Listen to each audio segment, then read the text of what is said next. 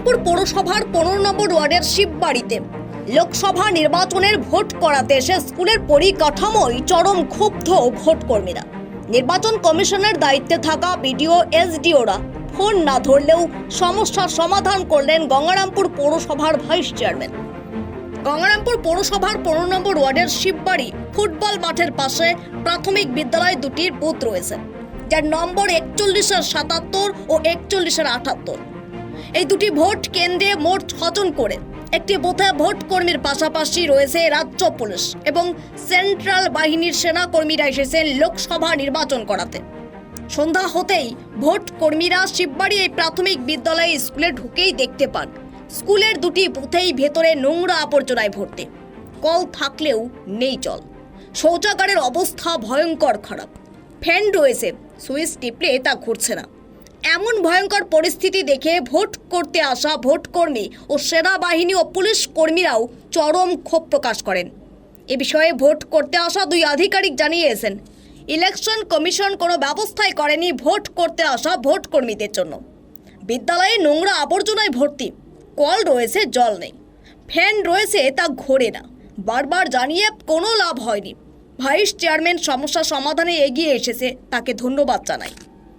গঙ্গারামপুর পৌরসভার vice chairman Jayanta Kumar Das জানিয়েছেন, এটা নির্বাচন কমিশনের দেখা দরকার ছিল।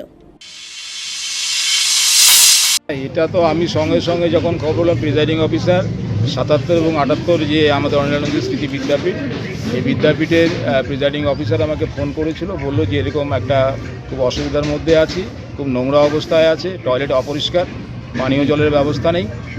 তা আমি সঙ্গে সঙ্গে যে আছে সেক্টর অফিসার তাকে ফোন করলাম, তার কথাবার্তা খুব একটা সন্তোষজনক কথাবার্তা পেলাম না।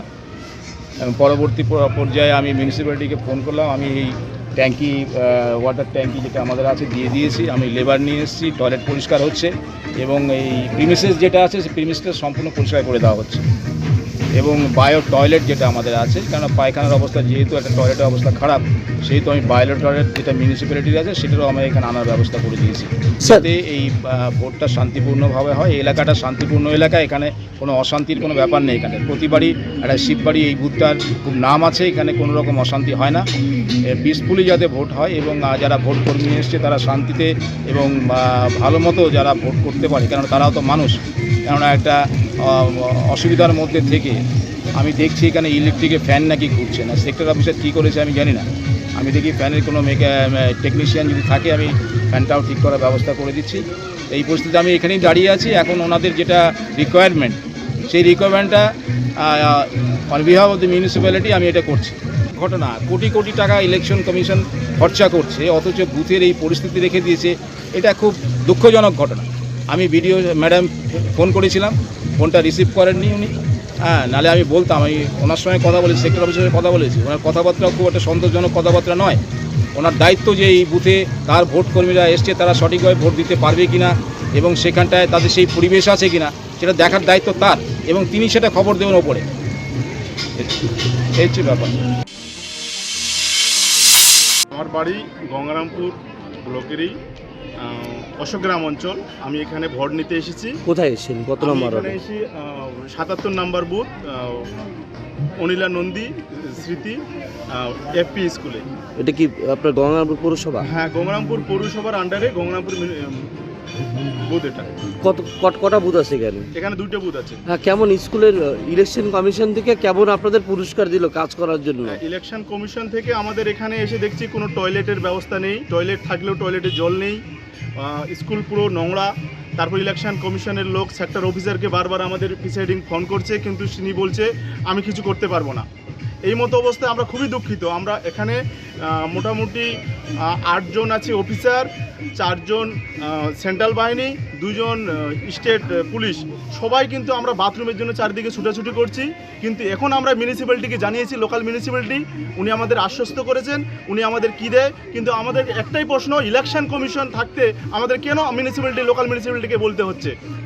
পরিবেশ কেমন দেখলেন? ভেতরের পরিবেশ কেমন? ভেতরের পরিবেশ কোনো রকম সাফ সাফাই পরিষ্কার নেই, টয়লেটে জল নেই, কোনো রকমের জলের ব্যবস্থা, শুধু খাবার জলের ব্যবস্থা করে দিয়েছে, ফ্যান চলছে না আমাদের।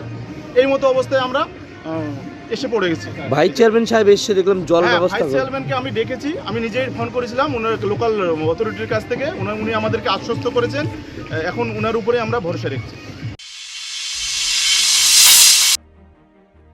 আমরা সেক্টর অফিসারকে বারবার জানিয়েছি, বলেছি এখানে পুলিশের কথা, উনি বলছেন যে আমরা দেখবো, কিন্তু উনি এখন আসেননি, জানি না কী করবেন পরে পরিস্থিতি। যাই হোক, ভাইস চেয়ারম্যান সাহেবকে দেখছি, কি করছেন উনি এখানে? না উনি দাদা আমাদের যিনি সঙ্গে আছেন সেকেন্ড পোলিং, উনি এসে তারপর ফোন করলেন স্থানীয় আমাদের মিউনিসিপ্যালিটিতে, তো মিউনিসিপ্যালিটির স্যার এসে তো বাকি ব্যবস্থা করে দিলেন আমাদের জন্য। যদিও এই বিষয়টি জানার জন্য গঙ্গারামপুর ব্লকের বিডিও ও গঙ্গারামপুর মহকুমা শাসককে একাধিকবার মোবাইলে ফোন করা হলেও তারা ফোন ধরেননি, তাই তাদের প্রতিক্রিয়া নেওয়া সম্ভব হয়নি। দক্ষিণ দিনাজপুর থেকে সীমান্তের কথার বিশেষ রিপোর্ট।